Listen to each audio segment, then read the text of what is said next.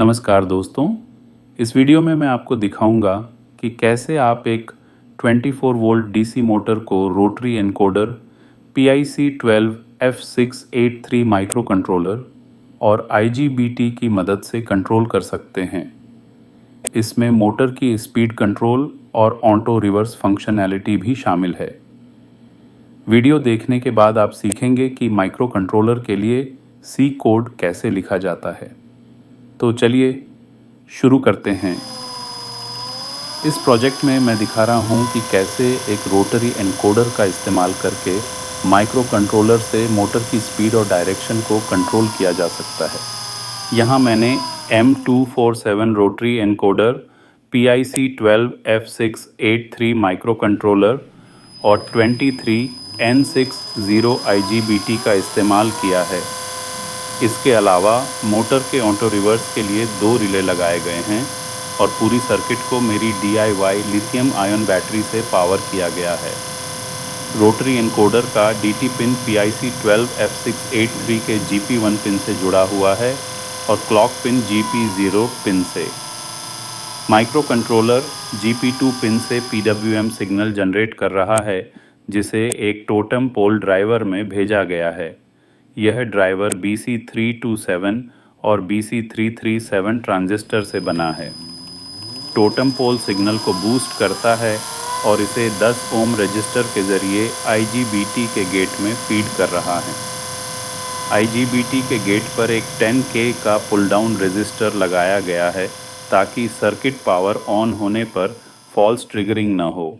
Micro controller को power देने के लिए मैंने एक LM7805 वोल्टेज रेगुलेटर का इस्तेमाल किया है।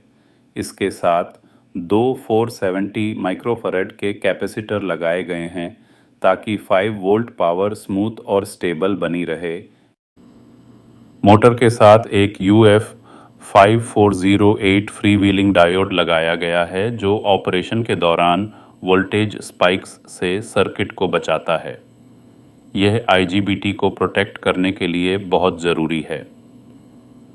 एक LED इंडिकेटर जो GP5 से कनेक्टेड है, सर्किट पावर ऑन होते ही स्टेडी लाइट करती है। जैसे ही मोटर घूमना शुरू करती है, LED ब्लिंक करने लगती है, जो मोटर ऑपरेशन को इंडिकेट करती है। मोटर का डायरेक्शन बदलने के लिए मैंने एक स्विच लगाया है जो रिले कनेक्शंस को टॉगल करता है और मोटर की स्मूथ ऑटो रिवर्स फंक्शनैलिटी को एनेबल करता है। फ़िलहाल मैंने IGBT पर हीट सिंक नहीं लगाया है। अगर आप इसे लंबे समय तक इस्तेमाल करना चाहते हैं तो ओवरहीटिंग से बचने के लिए हीट सिंक ज़रूर लगाएं। आप आसानी से ब्रेडबोर्ड पर इस सर्किट को बना सकते हैं। चलिए कोड अनुभाग में चलते हैं। कोड C लैंग्वेज में micro C for PIC 5.8.0 version compiler का उपयोग करके लिखा गया है। कोड से आप सीखेंगे कि रोटरी एनकोडर को किसी भी माइक्रो कंट्रोलर के साथ कैसे एकीकृत किया जाए। कोड की हेडर सेक्शन। यह सेक्शन कोड की जानकारी देता है। प्रोजेक्ट का नाम PWM मोटर कंट्रोलर। लेखक Atiya tech. Target micro controller unit MCU PIC12F683। उपयोग किए गए compiler micro C for PIC। Variables की डिक्लेरेशन न्यू DC और करंट DC। ये वेरिएबल्स ड्यूटी साइकिल को स्टोर करने के लिए हैं। ब्लिंक LED के ब्लिंक करने की टाइमिंग को ट्रैक करने के लिए।